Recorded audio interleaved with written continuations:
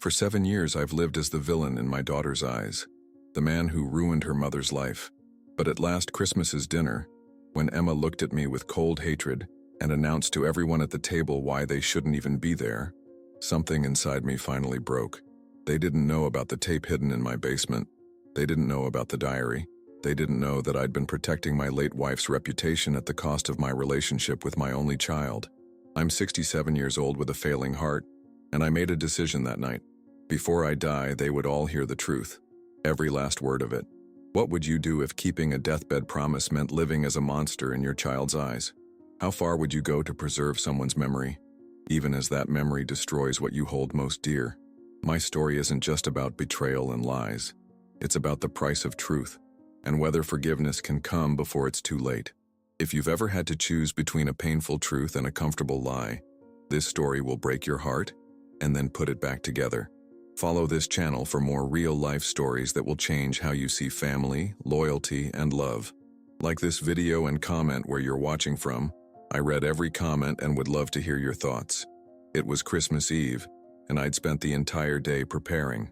67 years old, arthritic hands and all, but I still insisted on cooking the whole damn feast myself. The turkey was perfect, golden brown, just like Margaret used to make. I'd even remembered the cranberry sauce that Emma always loved as a child. My house was decorated with the same ornaments we'd collected over 40 years of marriage. The stockings hung by the fireplace, one for each grandchild, though I barely knew them anymore. Everything looked perfect. Everything felt hollow. I stood by the window watching as their cars pulled into my driveway one by one. First came my son-in-law Richard in his shiny BMW, always early, always checking his watch. Then my grandson Tyler with his girlfriend I'd never met. And finally, 20 minutes late as usual, Emma's sleek silver Audi. My heart skipped when I saw her step out. My little girl. Except she wasn't little anymore, and some days, it felt like she wasn't mine either. "You can do this, Wallace," I whispered to myself. One dinner. Just get through one dinner. The doorbell rang and I straightened my tie, the one Margaret had given me on our last Christmas together. I took a deep breath and opened the door with my best attempt at a smile. "Merry Christmas," I said, arms open for an embrace that never came. Emma breezed past me in her designer coat, not even making eye contact. She smelled of expensive perfume and coldness. "Sorry, we're late," she said to no one in particular. Traffic was a nightmare. She was dressed like she was heading to a board meeting rather than a family dinner. Tailored black pants, silk blouse, not a hair out of place. So different from the little girl who used to wear pajamas all day on Christmas. Richard nodded at me. That was our relationship now, just nods and awkward small talk about the weather. The grandkids mumbled hello while staring at their phones. Tyler's girlfriend, a shy girl named Amber, was the only one who actually shook my hand and thanked me for the invitation. Dinner started quietly enough. I carved the turkey with shaking hands, trying not to notice how Emma watched me with thinly veiled impatience. I passed dishes around, asked about school, jobs, the usual questions that got the usual one-word answers. Then it happened. Emma took a sip of her wine, set the glass down with deliberate precision, and looked directly at Richard. Her voice was just loud enough to ensure everyone at the table could hear. "I don't know why we still come here. After everything he did to Mom." The room went silent. Even the grandkids looked up from their phones. I felt it like a physical blow. My chest tightening, my ears ringing. The knife in my hand suddenly felt too heavy to hold. I set it down carefully, afraid I might drop it. Nobody spoke. Nobody defended me. Not Richard, who'd known me for 25 years. Not Tyler, who I'd taught to fish at the lake every summer until he turned 13. They all just looked down at their plates, uncomfortable, but not disagreeing. They believed her. All this time, they'd believed her version of the story. But they didn't know about the tape. They didn't know about the diary hidden in my attic. They didn't know about the letter I'd written but never had the courage to send. I cleared my throat and passed the gravy boat to Richard. More gravy? My voice sounded strange even to my own ears, hollow like it was coming from someone else. The conversation awkwardly shifted to Tyler's college applications. Emma didn't look at me again for the rest of the meal. I went through the motions, smiling, nodding, refilling glasses, but inside something had broken. Or maybe it had finally finished breaking after cracking all these years. Later, as they gathered their coats to leave, Emma hung back. For a moment, I thought she might apologize. Instead, she looked around the living room with the same expression her mother used to have, disappointment mixed with something like pity. "You should think about selling this place, Dad. It's too big for just you." I nodded, not trusting myself to speak. She hesitated, then added, "Mom would have hated seeing you live like this." That's when I knew. I knew what I had to do. That night, after they'd all gone, I sat alone in my armchair staring at the half-empty wine glasses and dirty plates I didn't have the energy to clean. The Christmas tree lights blinked in the corner, casting strange shadows on the wall. That night, I died standing up. The old Wallace, the one who protected everyone else's secrets, who carried burdens silently, who let himself become the villain in his own story. That man died right there in that dining room, and a new one was born. One who decided that before he left this earth for good, they would all hear the truth, every last word of it. I went to bed that night with a strange sense of peace. For the first time in years, I knew exactly what I needed to do. The basement, the locked chest, the evidence I'd kept all these years. It was time. The morning after Christmas dawned gray and cold, matching the heaviness in my chest. I sat at the kitchen table, staring at the leftover turkey I'd carefully wrapped in foil the night before. Margaret would have turned it into sandwiches or soup. I just pushed it deeper into the refrigerator, behind the condiments nobody used. My coffee had gone cold by the time I made my decision. It wasn't really a decision, though. More like finally admitting to myself what I'd known I needed to do since Emma spoke those words at dinner. After everything he did to Mom, those words had haunted my dreams. I'd barely slept, jolting awake every hour to the phantom sound of Emma's accusation. My own daughter, believing I'd been the villain in her mother's life. My own flesh and blood, looking at me with those cold eyes, Margaret's eyes, but without any of the warmth Margaret had once held for me. The basement stairs creaked under my weight as I descended into the darkness. I hadn't been down here in years. The light switch felt foreign under my fingers, and the single bulb that flickered to life cast long shadows across the concrete floor. The air was thick with dust and forgotten things. My old toolbox still sat on the workbench where I'd left it after fixing the kitchen cabinet, the last project Margaret had asked me to complete before she got sick. Next to it stood fishing rods I once used with Tyler, collecting cobwebs instead of memories. And there, in the far corner behind boxes of Christmas decorations we'd never put up again, sat the chest. Each step toward it felt like walking through molasses. My knees ached from the cold and from something else. Resistance, maybe.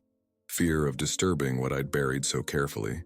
The chest was oak, handmade by my father as a wedding gift. The brass lock had tarnished over the years, but the key still hung around my neck, hidden beneath my shirt where it had rested since the day I locked everything away. I'd never taken it off, not even in the shower. A constant reminder pressed against my skin. My fingers trembled as I slipped the chain over my head. The key felt impossibly heavy in my palm. "You don't have to do this," I whispered to myself. "Let sleeping dogs lie." But Emma's voice echoed in my head again. After everything he did to Mom, the lock opened with a reluctant click. Dust billowed up as I lifted the heavy lid, making me cough.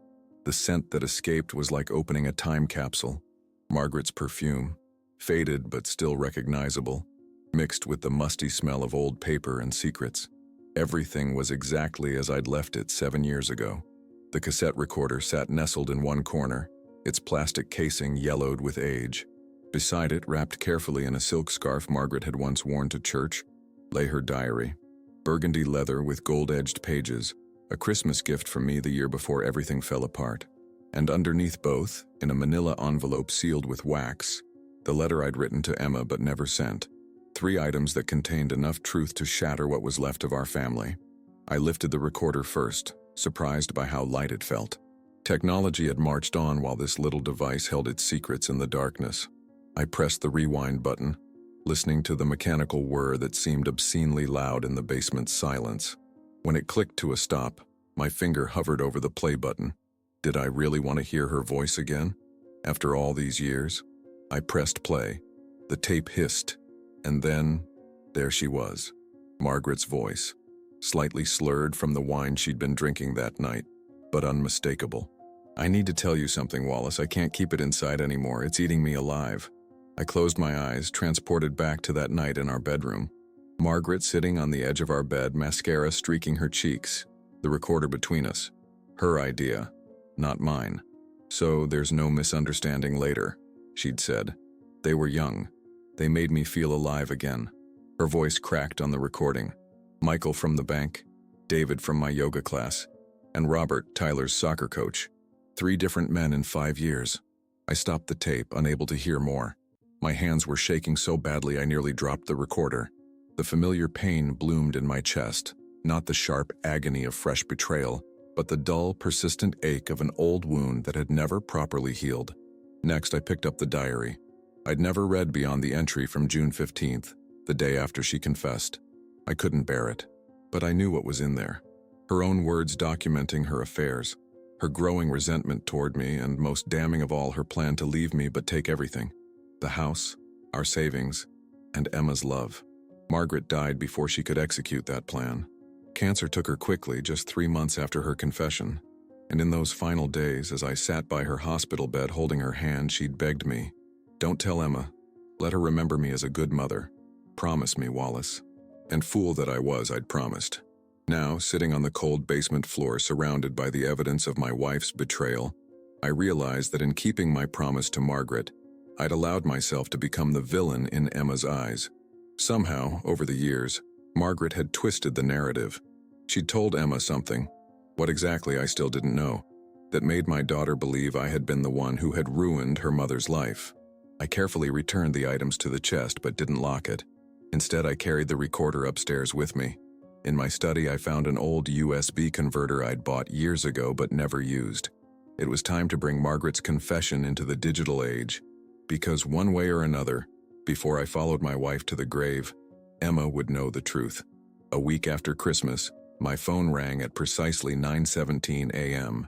I was in the middle of my morning routine, toast with a scraping of butter, black coffee that had grown tepid, and the crossword puzzle I never seemed to finish anymore. The number on the screen made my hand freeze mid-air. Emma. She hadn't called me directly in months. Usually it was Richard who made the obligatory check-in calls, his voice always carrying that subtle tone of a man fulfilling an unwanted duty. I cleared my throat before answering, as if preparing for a performance. "Hello? Dad?" Her voice was clipped, professional, the voice she probably used at her law firm. "I need to stop by today. Are you going to be home?" I glanced around my kitchen, the unwashed mug from yesterday, the mail I hadn't bothered to sort through, the pills lined up by the sink. What day was it? Tuesday? Wednesday? They all blended together now. "Yes, I'll be here," I said, trying to keep the surprise from my voice. "Is everything okay?" "Fine. I'll be there around noon." She hung up before I could ask anything else. For the next 2 hours, I cleaned like a man possessed, washed dishes that had been sitting in the sink for days, vacuumed the living room rug, even changed my flannel shirt for a proper button-down that Margaret had bought me years ago. I wanted Emma to see that I was doing fine on my own, that I wasn't the decrepit old man she probably imagined. At 12:03, the doorbell rang. Emma stood on my porch wearing a camel-colored coat and leather gloves. No Richard, no grandkids, just Emma, her face unreadable. "Come in," I said, stepping aside. "Can I get you some coffee?" She seemed surprised by the offer, as if she'd expected to find me unable to operate a coffee maker. "Sure. Black." Like me, I thought, but didn't say. For all our differences, she took her coffee the same way. We sat at the kitchen table, the same one where we'd had countless family dinners when she was growing up. The silence stretched between us, thick with unspoken words. Emma's eyes darted around the kitchen, taking inventory of what had changed since Margaret died. Not much, really. I couldn't bring myself to redecorate, to erase the touches my wife had left on our home. Finally, Emma spoke. "You look thin." It wasn't concern in her voice, just observation, like noting the weather. "I eat fine," I lied. In truth, cooking for one had lost its appeal years ago. Most nights, dinner was whatever I could microwave or slap between 2 pieces of bread. She nodded, not believing me, but not caring enough to press the issue. Her fingers tapped against her mug, nails perfectly manicured in a deep burgundy color, Margaret's favorite shade. "Dad," she began, then paused as if reconsidering her approach. "I need to ask you something." My heart quickened. Had she somehow discovered the tape? The diary? Had someone else told her the truth? "What is it?" My voice sounded steadier than I felt. She set her mug down with deliberate precision. "What are you planning to leave behind?" The question hit me like a slap. Not, how are you feeling, or, do you need anything? But, what will I get when you're gone? I must have looked stunned because she quickly added, I'm just trying to get my affairs in order. For tax purposes. Tax purposes, I repeated dully. Yes, Richard thinks we should know what to expect. From your military pension, the house, any life insurance. She spoke matter-of-factly, as if discussing the weather forecast rather than my death. I stared at my daughter, this stranger with Emma's face but none of her childhood warmth. She'd been so different once. A little girl who climbed into my lap during thunderstorms. A teenager who still kissed my cheek before school despite it being uncool. When had she become this cold woman calculating her inheritance while I still drew breath? After Margaret died, I supposed. After whatever poison my wife had dripped into her ear took root and flourished. There's not much, I said finally.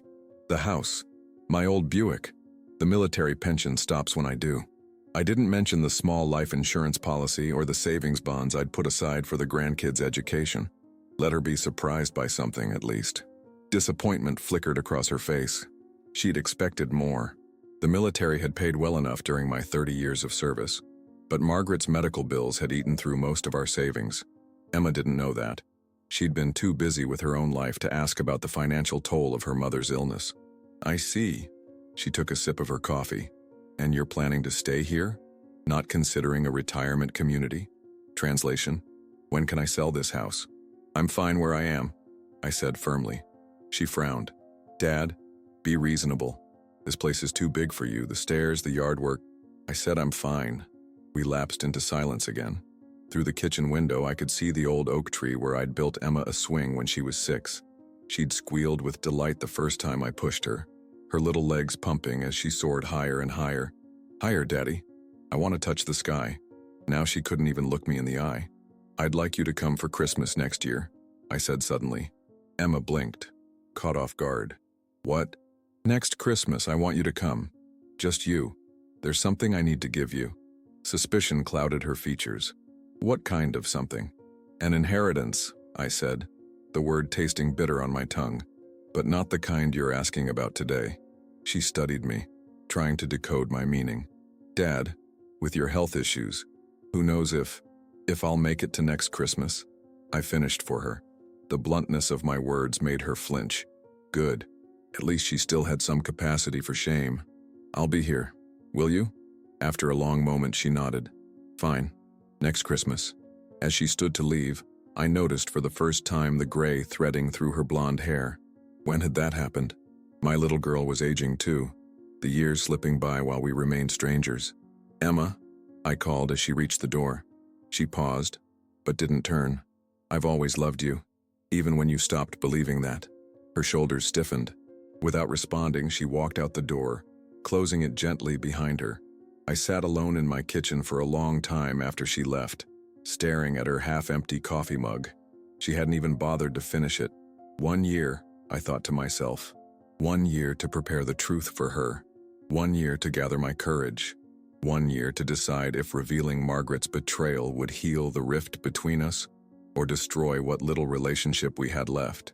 The weeks after Emma's visit passed in a blur of quiet mornings and long, empty evenings. Winter tightened its grip on our little Connecticut town, burying my driveway in snow that my neighbor's teenage son cleared for $20 a week.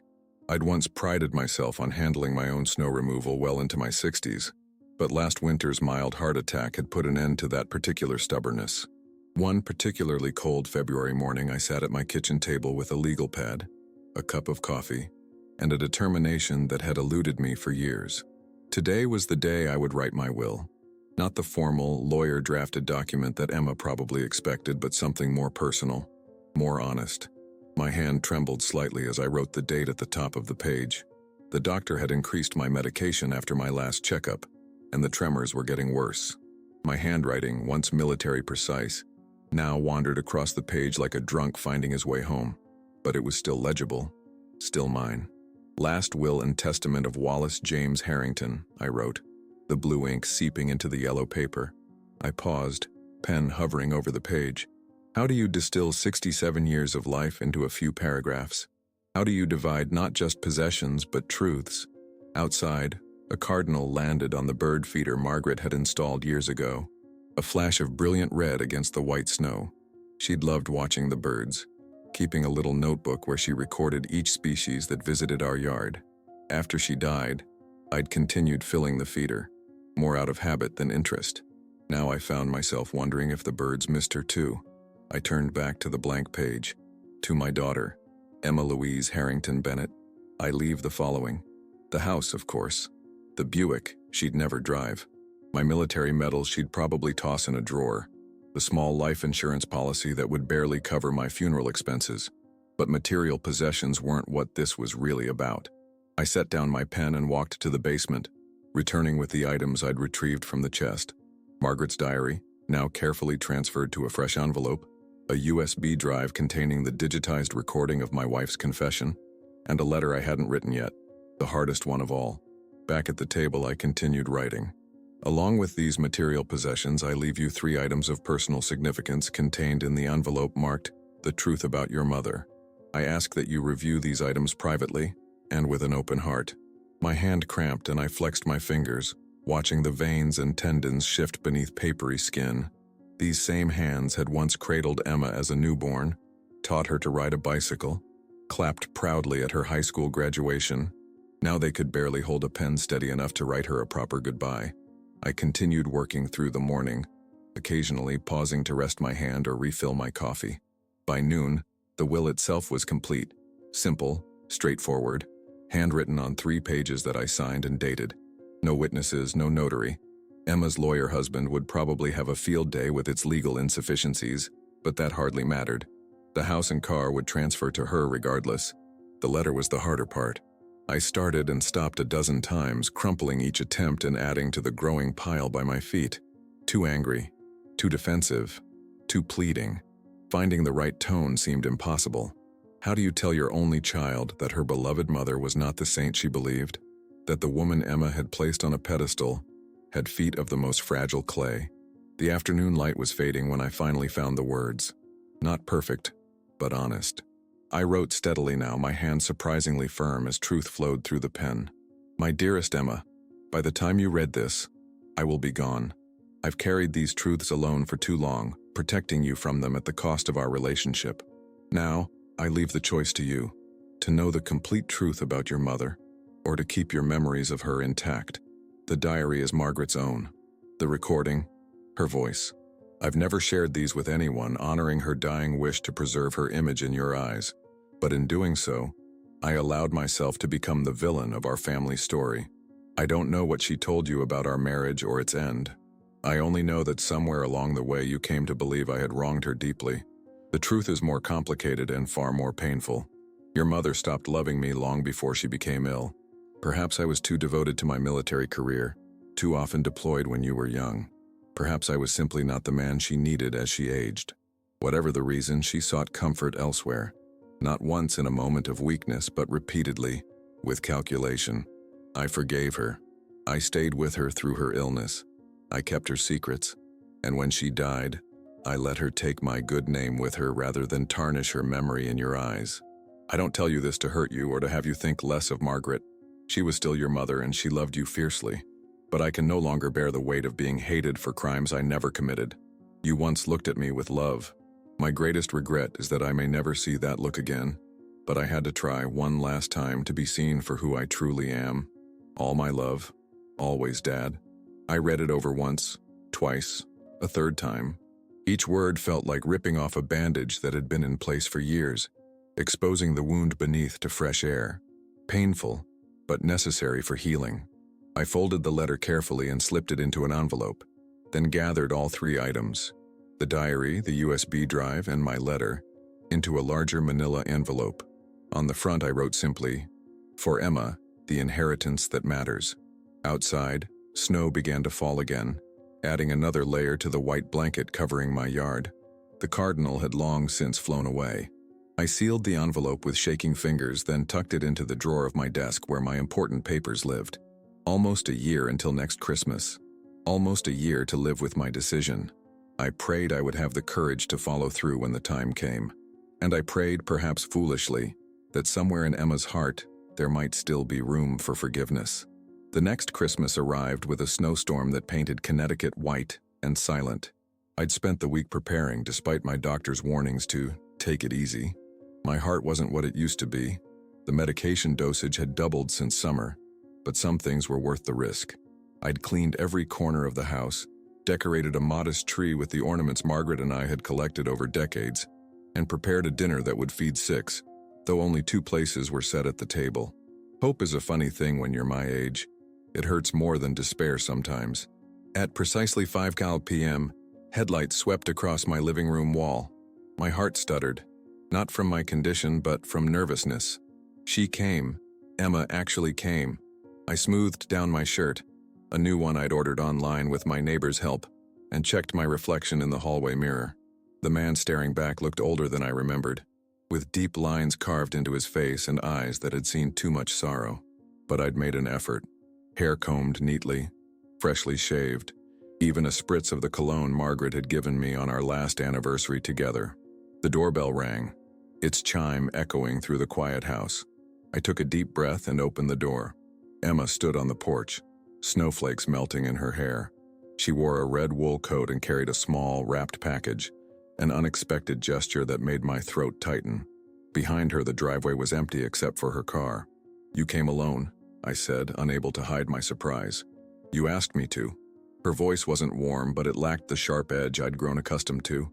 "Richard took the kids to his parents' place in Vermont, skiing." I nodded and stepped aside. "Come in. It's freezing out there." She entered, hesitating slightly as she handed me her coat. Our fingers brushed, and I realized how long it had been since we'd touched. Years, probably. The thought made my chest ache in a way unrelated to my heart condition. "Something smells good," she said, glancing toward the kitchen. "Turkey, mashed potatoes. Your mother's cranberry sauce recipe." I hadn't meant to mention Margaret so quickly, but there it was. Her ghost, already between us. Emma's expression flickered. "You still make her cranberry sauce?" "Every Christmas."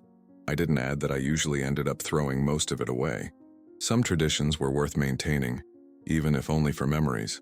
We moved to the dining room where candles flickered on the table I'd set with Margaret's good china, the set we'd received as a wedding gift and used only for special occasions. The turkey gleamed golden brown under the chandelier light, surrounded by dishes that had taken me all day to prepare despite their simple nature. "You didn't have to go to all this trouble," Emma said, but I detected a note of something in her voice. Appreciation? Guilt?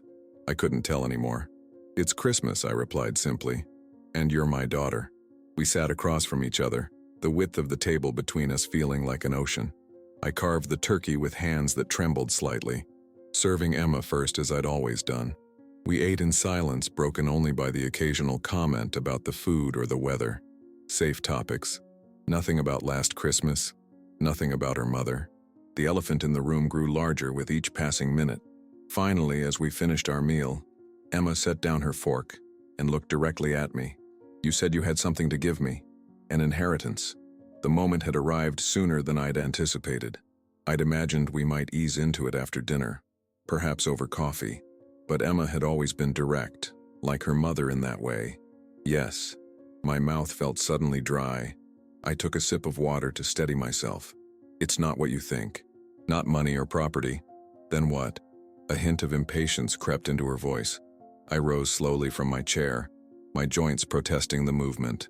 "Wait here." In my study, I retrieved the manila envelope from the drawer, where it had sat for nearly a year. The contents inside, Margaret's diary, the USB drive with her confession, my letter, felt impossibly heavy in my hands. I'd reviewed them one last time the previous night, wondering if I was making a terrible mistake. But the memory of Emma's words last Christmas, after everything he did to Mom, had hardened my resolve. When I returned to the dining room, Emma was checking her phone, her face illuminated by its blue glow. She looked up as I entered, quickly putting the device away as if caught doing something shameful. I placed the envelope on the table between us. It sat there like a bomb, innocuous in appearance but devastating in potential. "What is this?" she asked, making no move to touch it. "The truth," I said simply. "About your mother, about me, about why things are the way they are between us." Emma stared at the envelope, her expression guarded. "If this is some attempt to rewrite history, it's not rewriting history. It's revealing it." My voice remained steady despite the thundering in my chest. Everything in there is real. Margaret's own words. Her voice. Her eyes snapped up to meet mine. Her voice. I nodded. She recorded a confession before she died. I've kept it all these years. A confession of what? The suspicion in Emma's voice cut deep. Open it, I said. Read the letter first. It explains everything. With visible reluctance, Emma reached for the envelope. She opened it carefully, as if expecting something to jump out. Her hand trembled slightly, another trait she'd inherited from me, as she removed my letter. I watched her face as she read, each emotion playing across her features like shadows. Confusion, disbelief, shock. When she reached the part about her mother's affairs, her face paled visibly. "This is ridiculous," she whispered, but continued reading. When she finished the letter, she set it down with deliberate care. Her hands were shaking in earnest now. "You expect me to believe this?" Her voice was barely audible. "That mom, my mother, cheated on you? With multiple men?" I gestured to the diary and USB drive still in the envelope. Her words. Her voice. Not mine. With trembling fingers, Emma picked up the USB drive, examining it as if it might burn her. "You recorded her confession without her knowing?" "She asked me to record it," I corrected gently. "She wanted it documented, so there would be no misunderstanding later," she said. Emma's eyes flashed with anger. "And you kept this supposed evidence all these years? Why bring it out now?" "She's been dead for 7 years, Dad." "Because I'm tired of being the villain in a story that isn't true," I said, my own anger finally seeping through. "Because you look at me like I'm a monster. And I don't know what she told you, but whatever it was a lie." Her jaw tightened, a muscle twitching at the corner. Without another word, she took the USB drive and walked to my laptop sitting on the sideboard. The Christmas tree lights reflected in the screen as she inserted the drive and navigated to the single audio file stored there. I watched her back stiffen as Margaret's voice filled the room. Even after all these years, the sound sent a chill down my spine. My dead wife confessing her infidelity, naming names, men Emma knew, men who had been at our dinner table at her school events. When it reached the part where Margaret sobbed that she hadn't loved Wallace in years, Emma abruptly stopped the playback. She stood frozen, her back to me, shoulders rigid. "Emma," I began, but she cut me off with a raised hand. Without looking at me, she gathered the letter, the diary, and ejected the USB drive. She stuffed everything back into the envelope and clutched it against her chest like a shield. "I need to go," she said, her voice thick with emotions I couldn't identify. "Please, can we talk about this?" I pleaded. She shook her head sharply. "Not now, I can't, I need to think." Before I could say another word, she had grabbed her coat and was heading for the door. I followed as quickly as my aging legs would allow, catching her just as she stepped onto the porch. "Emma, please." She turned, her face wet with tears I hadn't seen fall. "Why did you keep this a secret for so long?" she demanded. "Why did you let me believe—" She stopped, unable to finish. "Because she asked me to," I said simply. With her dying breath, she made me promise not to tell you. She wanted you to remember her as a good mother.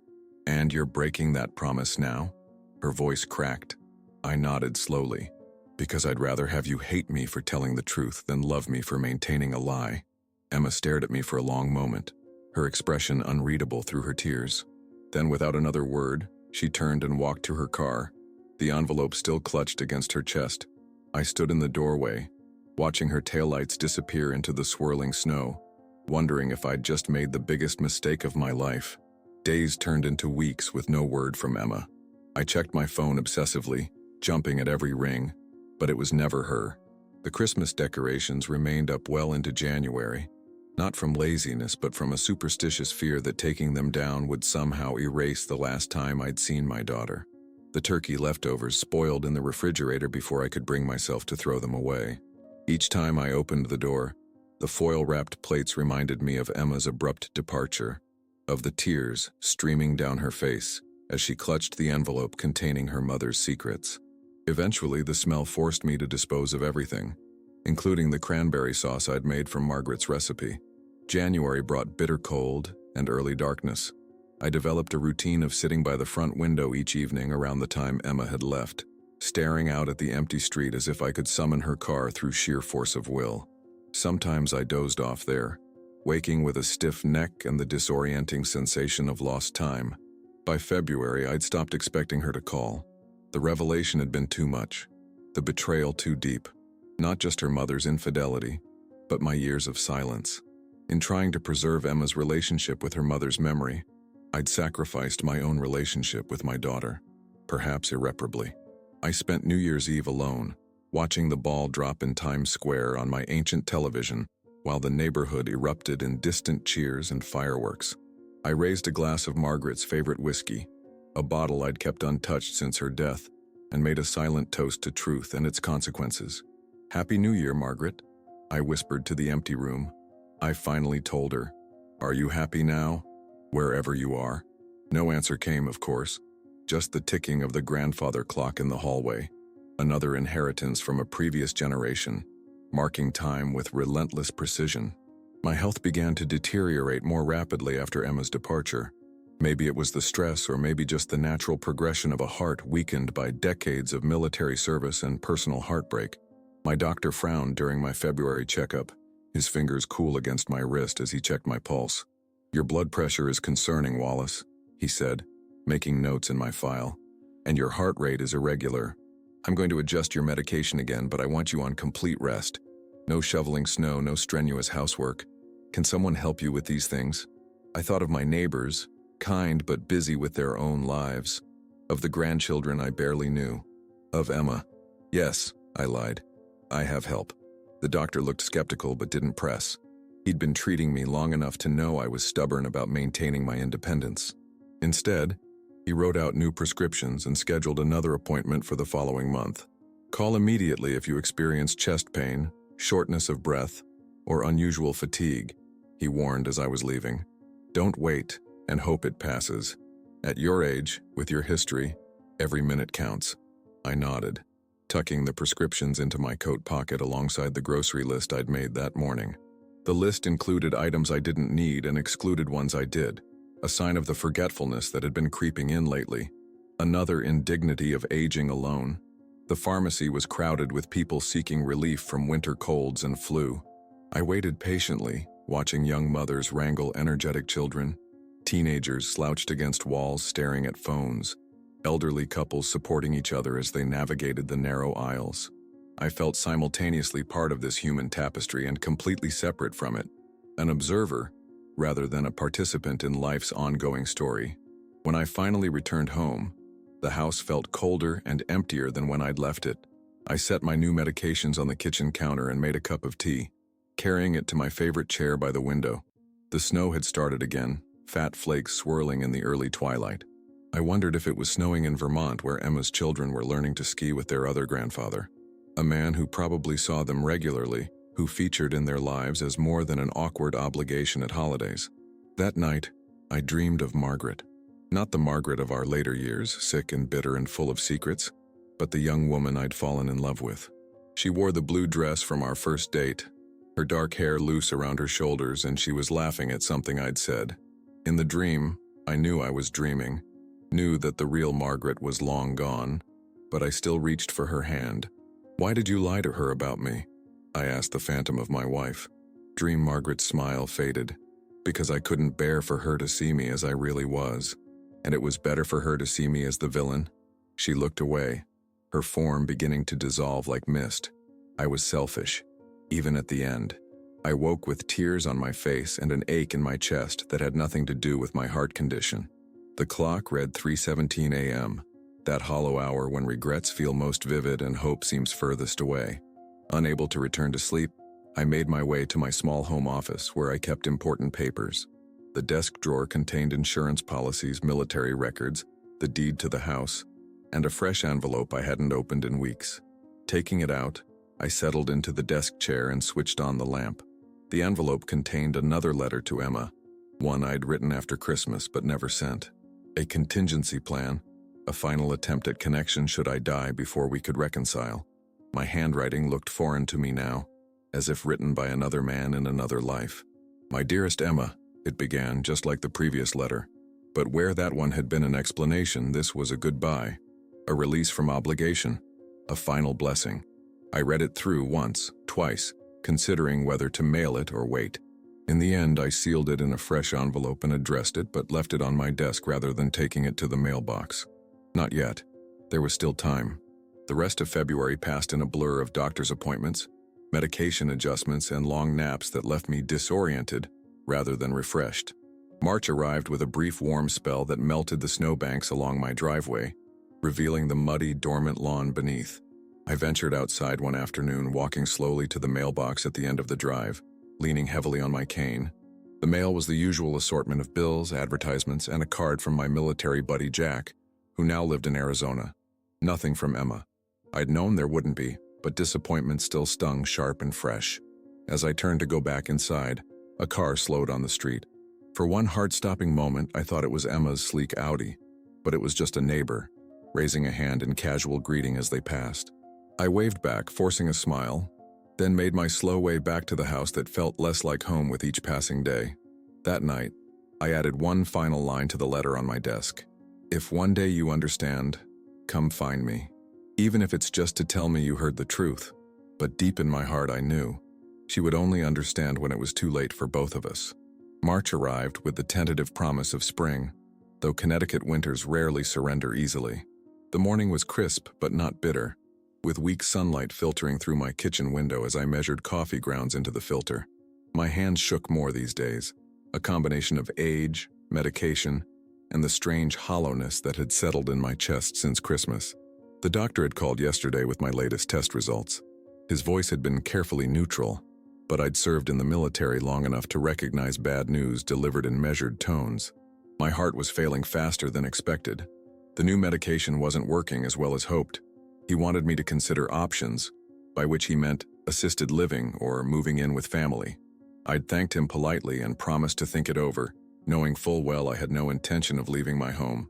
This was where Margaret and I had raised Emma, where I'd built the treehouse in the backyard that now sat empty and weathered, where I'd marked Emma's height on the kitchen doorframe, year after year until she was too old for such things. If my time was growing short, I would spend it here, among my memories, both the sweet and the bitter. The coffee machine gurgled its last, filling the kitchen with the familiar aroma. I poured a cup and carried it carefully to the living room, settling into my armchair by the window. The newspaper lay folded on the side table, but I didn't bother opening it. The world's problems seemed increasingly distant from my own. Outside, the first green shoots were pushing through the soil in what had once been Margaret's flower garden. I'd maintained it half-heartedly after her death, more out of respect for her memory than any personal interest in gardening. The crocuses always came first, then the daffodils, and finally the tulips she'd loved so much. A progression of life and color she'd planned meticulously but would never see completed. A sharp knock at the front door startled me from my reverie, causing coffee to slosh over the rim of my cup onto my sweater. I dabbed at it absently, wondering who would visit at this hour. The home health nurse only came on Thursdays, and today was Tuesday. Or was it Monday? The days blended together now. Setting down my cup, I rose stiffly and made my way to the door, leaning heavily on my cane. Through the sidelight window, I caught a glimpse of a familiar blonde head, and my heart, my failing, treacherous heart, leapt painfully in my chest. Emma. I opened the door slowly, half afraid I was hallucinating. But there she stood on my porch, real and solid. Her face was pale, her eyes red-rimmed as if she hadn't slept. She wore no makeup, and her hair, usually perfectly styled, was pulled back in a simple ponytail. She looked younger somehow, more vulnerable, more like the daughter I remembered from before the estrangement. Emma? My voice came out as a rasp. She didn't speak. Instead, her face crumpled, tears spilling down her cheeks. In her hands, she clutched the manila envelope I'd given her at Christmas, now worn at the edges as if it had been opened and closed many times. "Dad?" she finally managed, the word breaking on a sob. "I read everything. I listened to the tape. I read Mom's diary. She shook her head, words failing. I stood frozen, afraid to move, afraid to hope. "Do you want to come in?" She nodded, stepping past me into the house. I noticed she wore no wedding ring. Had that been true at Christmas? I couldn't remember. We stood awkwardly in the hallway, decades of distance between us despite the physical proximity. Emma looked around as if seeing the house for the first time, her gaze lingering on the family photos still hanging on the walls, pictures from happier times when we were still a family. You kept them all up, she said softly, gesturing to a photo of herself at 16, proudly holding up her driver's license. Of course I did. I wanted to say more, that they were my most precious possessions, that I looked at them every day, that they were all I had left of the family we once were, but my throat tightened, choking the words. Emma moved to the living room, her steps hesitant like a visitor rather than the girl who had once run laughing through these same rooms. She sat on the edge of the sofa, still clutching the envelope. I followed more slowly, returning to my armchair. We faced each other across the coffee table, the morning light casting long shadows across the worn carpet. I didn't want to believe it, she finally said, her voice steadier now. After I left on Christmas, I threw this in a drawer. I told myself you were lying or that you'd manipulated Mom's voice somehow. She gave a hollow laugh. I know how ridiculous that sounds. It's not ridiculous, I said gently. It's hard to discover someone you love isn't who you thought they were. Emma's eyes met mine, filled with a pain that mirrored my own. 2 weeks ago, I finally made myself listen to the whole recording. Then I read her diary from cover to cover. She swallowed hard. It was her handwriting, her voice. I couldn't deny it anymore. I'm sorry, I said, meaning it with every fiber of my being. I never wanted you to be hurt by this. But I hurt you first, she whispered. For years, I believed what Mom told me, that you'd been cold, distant, that you'd driven her to despair. She looked down at her hands. The things I said to you, the way I treated you. You didn't know, I said simply. But I should have questioned it. I should have asked for your side. She looked up, her eyes swimming with fresh tears. Dad, can you ever forgive me? The question hung in the air between us, weighted with years of pain and misunderstanding. Could I forgive her for the coldness, the accusations, the Christmases spent in silent hostility? For believing the worst of me without ever asking why? I looked at my daughter, really looked at her, and saw not just the woman she'd become, but the little girl who'd once run to me with skinned knees and broken toys, trusting me implicitly to fix whatever was wrong. The teenager who'd rolled her eyes at my corny jokes but laughed anyway. The bride who'd danced with me at her wedding, whispering, "I'll always be your little girl," in my ear. Emma, I said, my voice thick with emotion, there's nothing to forgive. You loved your mother. You trusted her. Any good daughter would have done the same. She shook her head fiercely. No, I was wrong. I was cruel to you. Please, Dad, I need to hear you say it. I leaned forward, wincing slightly at the pain in my chest. I forgive you, Emma. I've always forgiven you. And I've never, not for one single day, stopped loving you. A sob escaped her, and suddenly she was on her knees beside my chair, her head in my lap like she used to do as a child. I stroked her hair with trembling fingers, my own tears falling unchecked. I've made such a mess of everything, she cried. All these years we've lost. We haven't lost them, I soothed, though I knew it wasn't entirely true. Time, once past, cannot be reclaimed. We're here now. That's what matters. Eventually, her tears subsided. She sat back on her heels, looking up at me with red-rimmed eyes. I left Richard, she said abruptly. I blinked, surprised. When? 2 months ago, right after I read Mom's diary. She smiled sadly. It turns out I'd been making the same mistake she did, blaming my husband for my own unhappiness. Reading her words, it was like looking in a mirror I didn't want to face. I didn't know what to say to that. Richard had never been particularly warm toward me, but I'd attributed that to loyalty to Emma and her version of events. The kids are with him this week, she continued. We're trying to work out custody arrangements that make sense. She looked around the living room, her gaze settling on the coffee growing cold on the side table. Do you still take it black? Your coffee? I nodded, strangely touched that she remembered. Some things never change. Emma rose and picked up my mug. Let me get you a fresh cup. As she disappeared into the kitchen, I listened to the familiar sounds of cupboards opening, the coffee pot being lifted, liquid being poured. Domestic sounds I'd grown unaccustomed to in my solitude. My chest ached, but not from my heart condition. When she returned with 2 steaming mugs, she sat closer to me on the sofa. Dad, she said, her voice hesitant, would it be okay if I came for dinner tonight? Just us? I'd like that very much, I said, unable to keep the smile from my voice. We sipped our coffee in a silence that, for the first time in years, felt comfortable rather than strained. Outside, the sun had fully risen, bathing the room in golden light. A new day. Perhaps in more ways than one, a new beginning. Later, as we prepared dinner together in the kitchen, Emma chopping vegetables while I seasoned the chicken, moving around each other in a dance that felt both familiar and new, I caught her looking at me with an expression I couldn't quite read. "What is it?" I asked. "I was just thinking," she said, setting down her knife. "You've always loved me, even when I was awful to you, even when I said terrible things." Her voice caught. "How did you do that? How did you not hate me?" I considered the question seriously, wanting to give her an honest answer. "Because," I said finally, "that's what being a parent means. Your love isn't conditional on how they treat you. It just is." Emma's eyes filled with tears again. "I don't deserve you." "It was never about deserving," I said gently. "Love isn't earned, Emma. It's given. Your mother forgot that, I think, but I never did." She came to me then, wrapping her arms around me in the first real hug we'd shared in years. I held her tightly, my heart full to bursting despite its physical weakness. That night, as we sat across from each other at the dining table, the same table where months before she'd asked coldly about her inheritance, Emma looked at me with clear eyes and asked, "Do you still love me, Dad, after everything?" "Always," I answered without hesitation. "I always have." The weeks that followed Emma's return were the sweetest of my life. My daughter came by almost daily, sometimes with my grandchildren in tow.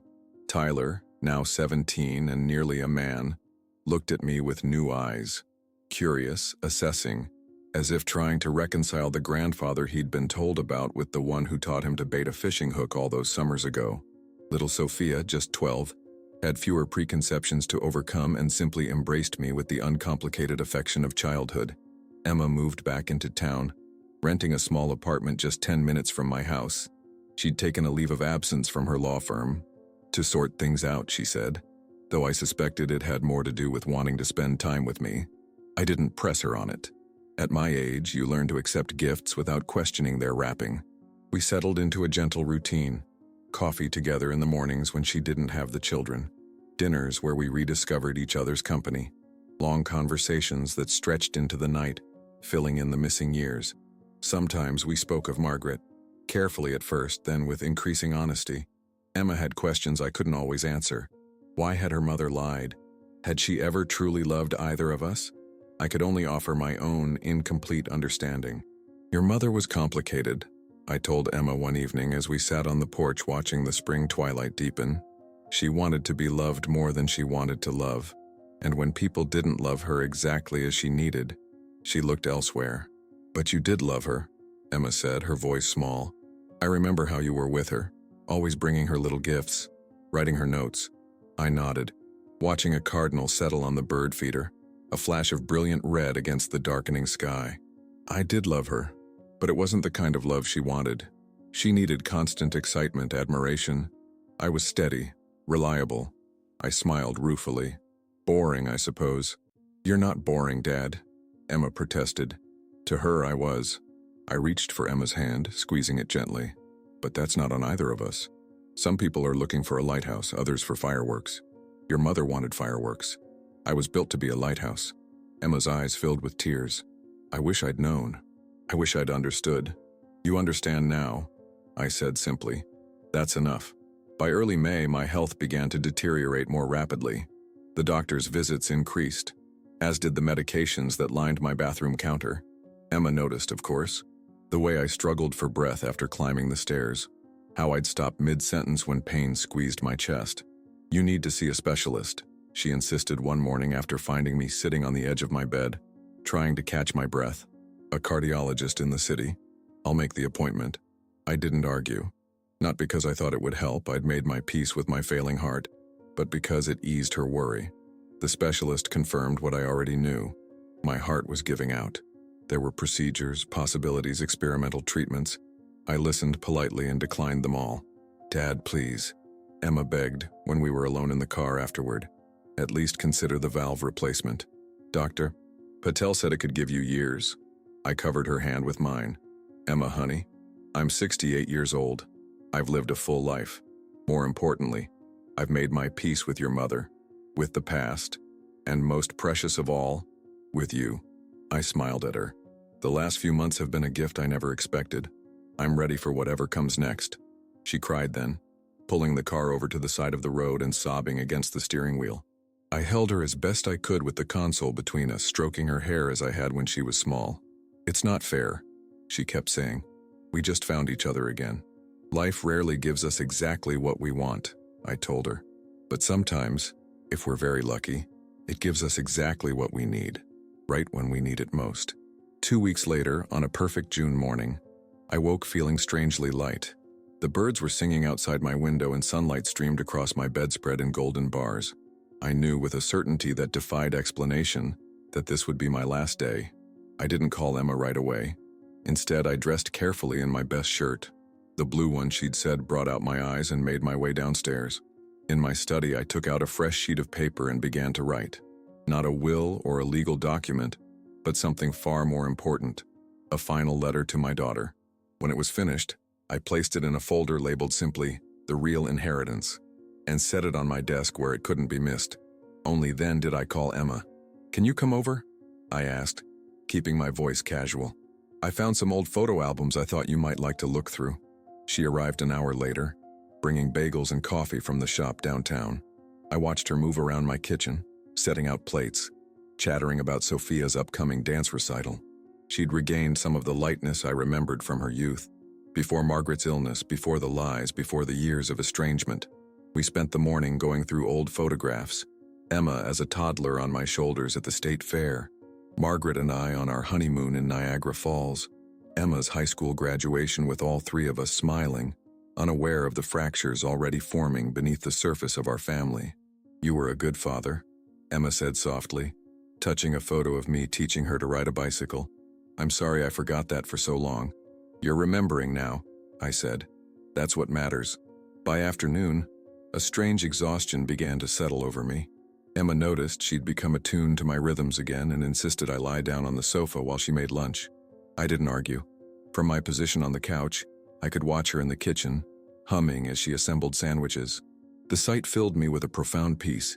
We ate together, talking about nothing important, the neighbor's new dog, the garden I'd been neglecting, the book Emma was reading.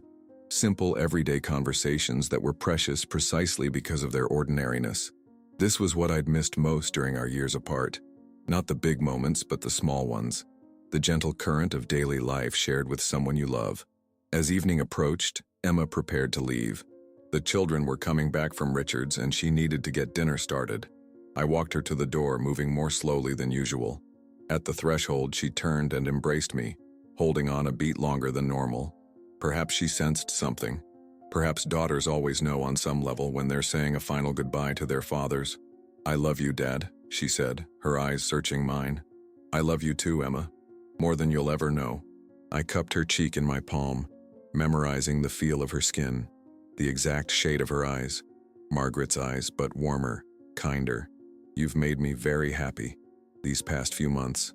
She smiled, kissed my cheek, and was gone. A whirl of blonde hair and floral perfume disappearing into the gathering dusk. I returned to my armchair by the window and watched the first stars appear in the darkening sky. My chest felt tight but not painfully so, more like the sensation of something wound too long finally unwinding. I closed my eyes, thinking of Emma finding the folder on my desk tomorrow or the next day. Inside, she would discover not just my final letter, but a collection of treasures I'd assembled over the years. The recipe cards for the cookies we'd baked together when she was small, ticket stubs from the first movie I'd taken her to see, the Father's Day cards she'd made me in elementary school, a pressed flower from her wedding bouquet. The real inheritance I wanted to leave her wasn't a house or money or material possessions. It was memories, evidence of a life lived with love, despite its imperfections and painful chapters. Proof that even when everything seems broken beyond repair, healing is possible if we're brave enough to face the truth and kind enough to offer forgiveness, to others and to ourselves. As darkness settled fully over the house, I felt my heartbeat slowing, each pulse more distant than the last. I wasn't afraid. The military had taught me to face death with dignity, and life had taught me that endings are just another kind of beginning. My last thought was of Emma reading my final words to her, The greatest legacy a parent can leave is truth. The rest, time takes away. 2 days later, the paramedics found me still sitting in my armchair, a peaceful expression on my face. They said it looked like I'd simply fallen asleep. In a way, I had. Emma discovered the folder that same day. At my funeral, she read excerpts from my letter, her voice strong despite her tears. Richard stood beside her, his hand on her shoulder, a tentative reconciliation born from the understanding that truth, however painful, is always preferable to comfortable lies. My grandchildren placed flowers on my casket, wildflowers they'd picked themselves from Margaret's garden, now blooming again after years of neglect. Tyler spoke briefly about fishing trips he barely remembered but now cherished. Even Richard said a few words about the man he'd never really known but wished he had. And Emma, my beautiful Emma, stood before the small gathering and told them who I really was. Not the villain of her mother's story, but a man who had loved deeply enough to carry another's secrets, who had endured years of undeserved coldness rather than tarnish a child's memory of her mother, who had finally found the courage to speak the truth and the grace to forgive. My father taught me, she said, her voice carrying clearly across the cemetery, that the most valuable inheritance isn't what's listed in a will. It's the truth about who we are and how we've loved. That's what I'll carry forward. That's what I'll pass down to my own children. As they lowered my casket into the ground, a cardinal, perhaps the same one that had visited my bird feeder, landed on a nearby headstone. Emma noticed it and smiled through her tears, as if recognizing a sign that I was still in some small way watching over her, and perhaps I was. Wallace's story reminds us that sometimes the most profound act of love isn't protecting someone from painful truths, but having the courage to reveal them, even at the risk of losing everything. He chose to carry the weight of being the villain in his daughter's eyes, rather than tarnish her memory of her mother. Would you have made the same choice? Would you have had the strength to endure years of coldness and judgment, knowing you could end it with a single recording? The real inheritance we leave behind isn't property or money, it's truth and reconciliation. Wallace understood that time is precious and limited, that some wounds can only begin to heal when exposed to the light of honesty. His story teaches us that it's never too late to mend what's broken, to speak what's been silenced, to forgive what's been misunderstood. But we shouldn't wait until our hearts are failing to seek that healing.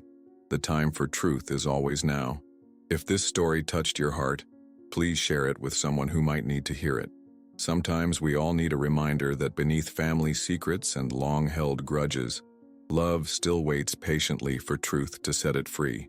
Follow this channel for more stories that explore the complicated, beautiful, heartbreaking reality of family relationships. Like, subscribe, and let me know in the comments. What truth have you been afraid to tell?